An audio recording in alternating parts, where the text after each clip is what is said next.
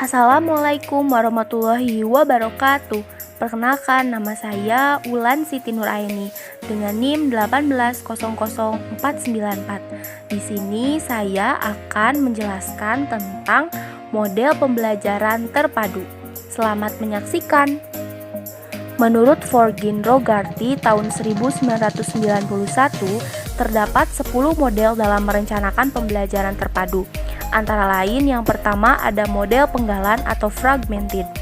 Model penggalan adalah model pembelajaran konvensional atau umumnya yang terpisah secara mata pelajaran.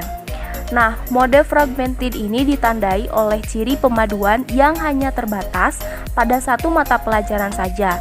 Misalnya dalam mata pelajaran Bahasa Indonesia, materi pembelajaran tentang menyimak, berbicara, membaca, dan menulis dapat dipadukan dalam materi pembelajaran keterampilan berbahasa. Selanjutnya yang kedua ada model keterhubungan atau connected. Nah, model keterhubungan adalah model pembelajaran terpadu yang secara sengaja diusahakan untuk menghubungkan satu konsep dengan konsep lain, satu topik dengan topik lain, satu keterampilan dengan keterampilan lain. Nah, tugas-tugas yang dilakukan dalam satu hari dengan tugas-tugas yang dilakukan di hari berikutnya, bahkan ide-ide yang dipelajari dalam satu semester dengan ide-ide yang akan dipelajari pada semester berikutnya di dalam satu mata pelajaran. Yang ketiga ada model sarang atau nested. Model sarang ini merupakan pemaduan berbagai bentuk penguasaan konsep keterampilan melalui sebuah kegiatan pembelajaran.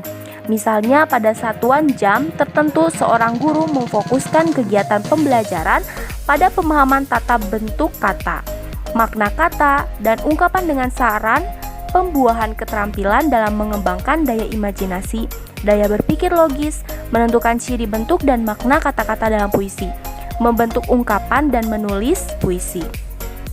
Selanjutnya ada model urutan atau rangkaian.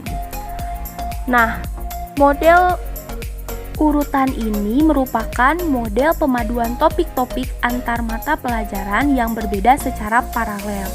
Nah, isi cerita dalam roman sejarah misalnya, topik pembahasannya secara paralel atau dalam jam yang sama dapat dipadukan dengan ihwal sejarah perjuangan bangsa, karakteristik kehidupan sosial masyarakat pada periode tertentu, maupun topik yang menyangkut perubahan makna kata. Selanjutnya ada model bagian atau share.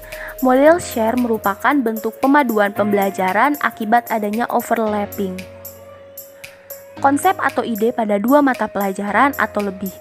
Butir-butir pembelajaran tentang kewarganegaraan dalam PPKN misalnya dapat bertumpang tindih dengan butir pembelajaran dalam tata negara, PSBB, dan sebagainya. Selanjutnya ada model jaring laba-laba, yaitu model pembelajaran terpadu yang menggunakan pendekatan tematik. Pendekatan ini dimulai dengan menentukan tema yang kemudian dikembangkan menjadi subtema dengan memperhatikan keterkaitan tema tersebut dengan mata pelajaran yang terkait. Dari subtema tersebut diharapkan aktivitas siswa dapat berkembang dengan sendirinya. Selanjutnya ada model galur. Model ini merupakan model pemaduan bentuk keterampilan, misalnya melakukan prediksi atau estimasi dalam matematika, ramalan terhadap kejadian-kejadian, antisipasi terhadap cerita dalam novel, dan sebagainya. Bentuk trade ini berfokus pada apa yang disebut metakurikulum. Nah, selanjutnya ada model keterpaduan. Model keterpaduan merupakan pemaduan sejumlah topik dari mata pelajaran yang berbeda, tetapi esensinya sama dalam sebuah topik tertentu. Nah, topik evidensi yang semula terdapat dalam mata pelajaran matematika, Bahasa Indonesia, pengetahuan alam, dan pengetahuan sosial, contoh dalam teks membaca yang merupakan bagian mata pelajaran Bahasa Indonesia, dapat dimasukkan butir pembelajaran yang dapat dihubungkan dengan matematika, pengetahuan alam, dan sebagainya. Selanjutnya ada model celupan. Model celupan adalah model pembelajaran yang berpusat untuk memadukan kebutuhan para siswa, di mana mereka akan melihat apa yang dipelajarinya dari minat dan pengalaman mereka sendiri. Dan terakhir adalah model jaringan atau networking.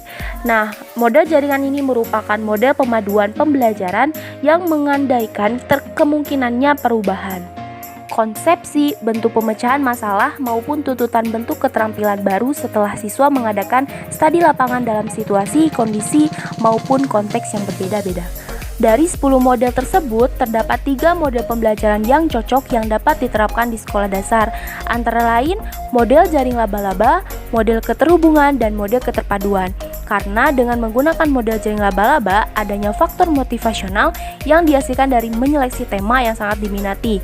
Selanjutnya, dengan menggunakan model keterhubungan, dapat mengaitkan ide-ide dalam suatu mata pelajaran, memungkinkan siswa mengkaji, mengkonseptualisasi, memperbaiki, dan mengasimilasi ide secara berangsur-angsur, dan memudahkan transfer atau pemindahan ide-ide tersebut dalam memecahkan masalah. Selanjutnya, dengan menggunakan model keterpaduan, dapat memudahkan siswa untuk mengarahkan keterkaitan dan keterhubungan di antara berbagai mata pelajaran.